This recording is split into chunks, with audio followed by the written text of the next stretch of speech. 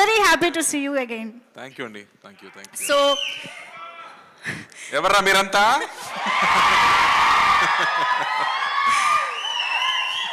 So Karthik గారు, thank you అమ్మా, love you. Thank you. బావా, ఈ సినిమాతో బావా అనే పదం ఇప్పుడు ఎవర్రా మీరంతా ఎలా కామన్ అయిపోయిందో, ఈ సినిమాతో ఇదొక మీమ్స్ చాలా స్టార్ట్ అవుతాయి అనిపిస్తుంది. ఏం స్టార్ట్ అవుతుందని మీకు ఏమైనా ఒక క్లారిటీ ఉందా? దేని మీద మీమ్ అయ్యే పాసిబిలిటీ ఉంది అని?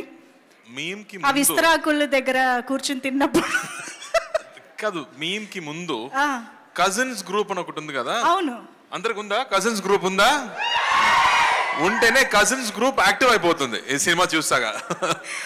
యాక్టివ్ అవుతుంది. This is the point actually. అందరు ఎప్పుడు చెప్తారు, ఏంట్రా ఈ గ్రూప్ ఇంత సైలెంట్ గా ఉంటుంది, ఎవరు మాట్లాడలేదు, ఒక మీమ్స్ కూడా లేదు, ఏం ఫార్వర్డ్ కూడా లేదని చెప్తారు కదా. ఈ సినిమా చూస్తేనే యాక్టివిటీ పెరిగిపోతుంది. పర్ఫెక్ట్.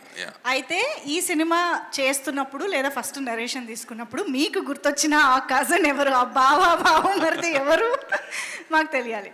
దాని ముందు ఐ థింక్ మా అమ్మ ఊరు, అదే నాకు గుర్తొచ్చింది. నా సమ్మర్ హాలిడేస్ మొత్తం పల్లెటూరులో జరిగింది. సో సమ్మర్ హాలిడేస్ స్టార్ట్ అయ్యాక ఫస్ట్ నైట్ ట్రైన్ తీసుకుంటూ అక్కడ వెళ్దాం అండ్ తిరిగి రావడం అంటే వి స్టార్ట్ క్రయింగ్. చెన్నైకి రావడం నాకు ఎప్పుడు ఇష్టం లేదు, నాకు ఎప్పుడు విలేజ్ చాలా ఇష్టం. సో మై చైల్డ్హుడ్ గుర్తుకొచ్చింది అని చెప్పొచ్చు. చైల్డ్హుడ్ అంటే అందులో కజిన్స్, అత్తయ్య, మామయ్య అందరూ ఉంటారు కాబట్టి మాకు కూడా అలాగే గుర్తొస్తుంది సినిమా చూసాక అని అనుకుంటున్నాము. మనం ఆల్రెడీ మీమ్స్ టాపిక్ వచ్చింది కాబట్టి సో ఒక్కసారి మీకోసం మీమ్స్ కొన్ని ప్రెజెంట్ చేయడం జరుగుతుంది, చూద్దామా? Can we have the meme please?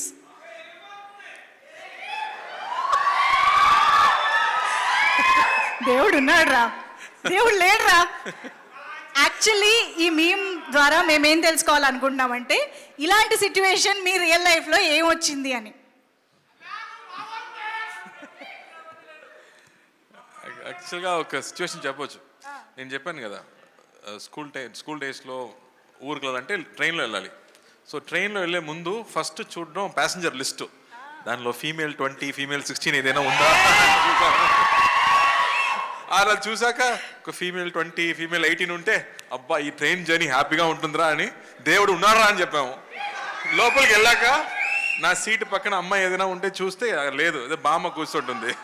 Seat change చేసి ఏమన్నా దేవుడు లేడరా అని చెప్పాము అప్పుడు. వెరీ మచ్ రిలేటబుల్ కదా మీ అందరికి. నెక్స్ట్ మేము చూద్దాం. ఇది అసలు super duper famous meme. So ఒక్కసారి ఆ డైలాగ్ ఒకసారి చెప్పరా మళ్ళీ? ఇప్పుడే చెప్పాను మరి. రే ఎవర్రా మీరంతా. సో ఇప్పుడు అలా అని ఎప్పుడు అనిపించింది? ఫ్యాన్సే చెప్పాలి కదా ఇది ఎలా మ్యాచ్ అయిందని. బట్ యాక్చువల్గా ఇప్పుడు నేను కాలేజీకి వెళ్ళాను, నా కజిన్ చదువుతున్నాడు, కాలేజీకి వెళ్ళాను. అప్పుడు ఒక గ్యాంగ్ మొత్తం చూశాను, ఒక 10 మంది కూర్చున్నారు. అందరూ సెల్ ఫోన్తో పాటు ఏదో టెక్స్టింగ్ చేస్తున్నారు. వీళ్ళందరితో మాట్లాడలేదు. అక్కడ అమ్మాయిలు, అందమైన అమ్మాయిలు వెళ్తున్నారు, అక్కడ చూడలేదు, ఇన్స్టాగ్రామ్ చూస్తున్నారు.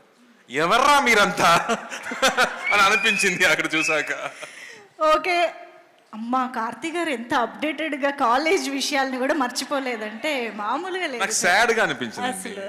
అందరూ ఫోన్లోనే మాట్లాడుతున్నారు, ఫోన్లోనే లవ్ చేస్తున్నారు, అన్ని ఫోన్లోనే జరుగుతుంది. Perfect sir. Yes, next meme please.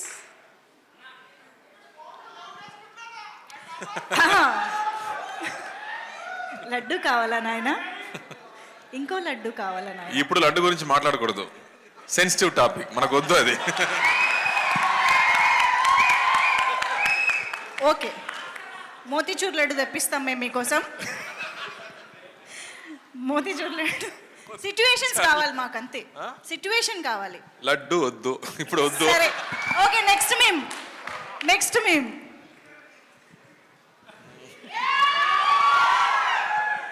ఇది ఎందుకో మీ యాసలో మీ స్టైల్లో చెప్తేనే ఆ డైలాగ్లా ఉంటుందండి.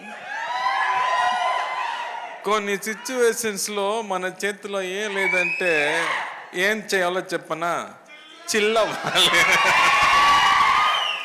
సో రిలీజ్ డే ముందు, రిలీజ్ డే ముందు ఇదే మనకి మీమ్. ఇప్పుడు ఫోన్లో వాల్పేపర్గా పెట్టుకుని చూసుకుంటాలి అంతే.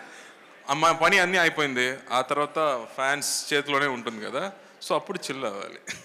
ఓకే, సో ఎస్, మీమ్స్ అయితే అయిపోయాయి. ఇంకా మీ నుంచి మేము చాలా విషయాలు మరికొద్ది సేపట్లో తెలుసుకుంటాము. ఎస్పెషల్లీ సత్యం సుందరం గురించి మళ్ళీ మాట్లాడదాము. Thank you so much Karthi గారు ఫర్ దాట్.